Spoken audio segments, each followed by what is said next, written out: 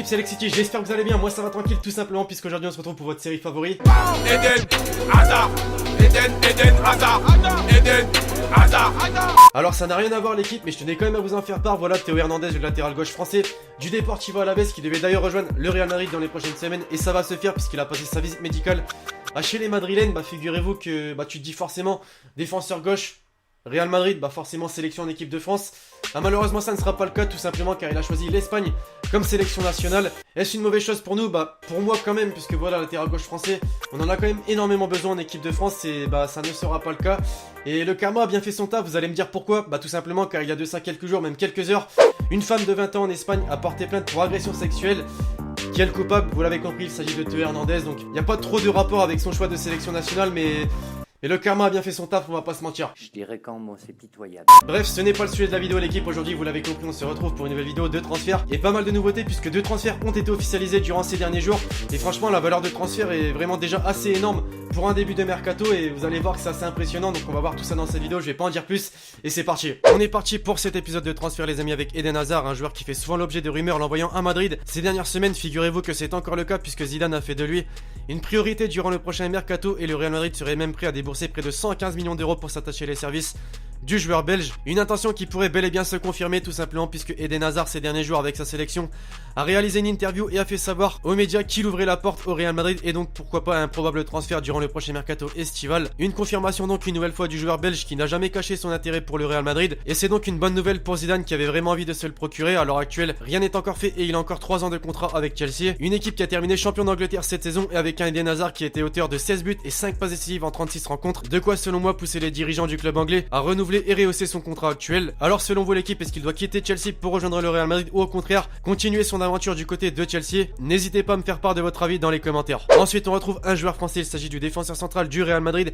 Raphaël Varane, qui a souvent été dans le viseur de José Mourinho, et c'est encore le cas puisque Manchester United a fait de lui une cible de recrutement en défense cet été, et l'entraîneur portugais pourra en fait profiter de l'intérêt du Real pour le gardien David De Gea, qui avait d'ailleurs été approché par une offre de 70 millions d'euros du Real Madrid, offre qui a été toutefois refusée par les Red Devils. Mais ce dossier ne semble pas terminé car selon Sky Sport, Mourinho espère conclure un double transfert qui consiste à échanger Raphaël Varane avec David De Gea, et bien évidemment une offre qui serait donc revue à la baisse. Une négociation donc qui selon moi pourrait se faire, tout simplement car cette saison le joueur français de 24 ans n'a joué que 23 matchs de Liga et pourrait donc se montrer intéressé par le projet des Mancuniens, qui ont réussi d'ailleurs à se qualifier pour la Ligue des Champions la saison prochaine. Va-t-il finir ses 3 ans de contrat avec la Maison Blanche ou rejoindre les Red Devils dans les prochaines semaines? Un dossier qu'il faudra suivre de très près. On poursuit avec Ousmane Dembélé, autre pépite française qui ne va très certainement pas rester du côté de Dortmund la saison prochaine, car il a fait part de son souhait de quitter le club allemand après le départ de Thomas Tuchel. Une annonce de la part du joueur français qui pourrait donc profiter au FC Barcelone, puisque c'est un club qui a souvent été très intéressé par ce joueur, et le joueur lui-même a fait part de son souhait d'évoluer chez les Blaugrana au cours de sa carrière. Ça pourrait donc se faire plus tôt que prévu, même si on imagine difficilement les dirigeants de Dortmund laisser filer d'une part Aubameyang et d'une autre part Ousmane Dembélé, mais comme toujours on n'est jamais à l'abri d'une surprise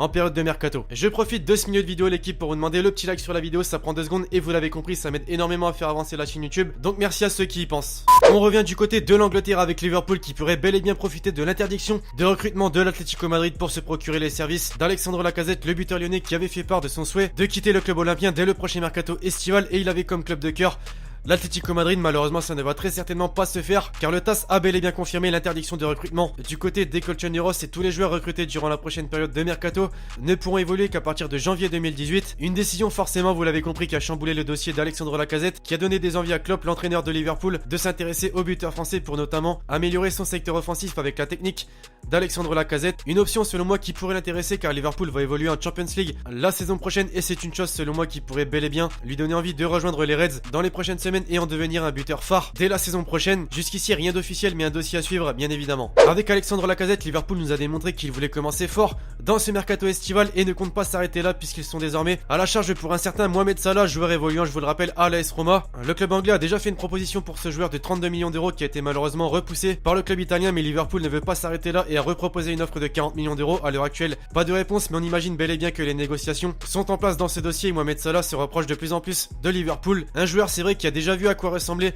la Première Ligue avec son petit passage du côté de Chelsea, malheureusement. Un passage plutôt fantomatique, mais en tout cas il pourrait bel et bien être prêt à prendre sa revanche avec les Reds la saison prochaine. Joueur égyptien qui sort d'ailleurs d'une plutôt bonne saison du côté de l'AS Roma puisqu'il a inscrit 19 buts et a été auteur de 12 passes décisives, toutes compétitions confondues. Comme annoncé dans l'intro de la vidéo, on va désormais parler de 2 transferts officiels. On commence tout d'abord avec non pas un joueur mais un entraîneur puisqu'il s'agit de Ernesto Valverde. Il a été nommé il y a quelques jours entraîneur du FC Barcelone et va donc remplacer Luis Enrique la saison prochaine. Le club catalan, on l'a tous compris, est donc en pleine reconstruction et souhaite donc revenir au sommet sur la scène européenne. Alors on pourrait se demander pourquoi est-ce que les dirigeants catalans se sont intéressés à cet ex-entraîneur de l'Athletic Bilbao. Bien tout simplement car c'est un amoureux des catégories des jeunes et va donc adopter un nouveau style la saison prochaine. Et à côté de ça, c'est un entraîneur qui connaît bien le championnat espagnol puisqu'il a également entraîné Valence ou encore Villarreal. Est-ce qu'il fera mieux que Luis Enrique cette saison? On verra ça la saison prochaine. Et donc on va désormais conclure cet épisode de transfert toujours du côté de la Premier League avec Manchester City cette fois-ci. Vous vous souvenez qu'il y a quelques jours les Citizens se sont attachés les services de l'ancien monégasque Bernardo Silva, mais ce n'était qu'une première transaction puisque Pep Guardiola et Manchester City se sont appropriés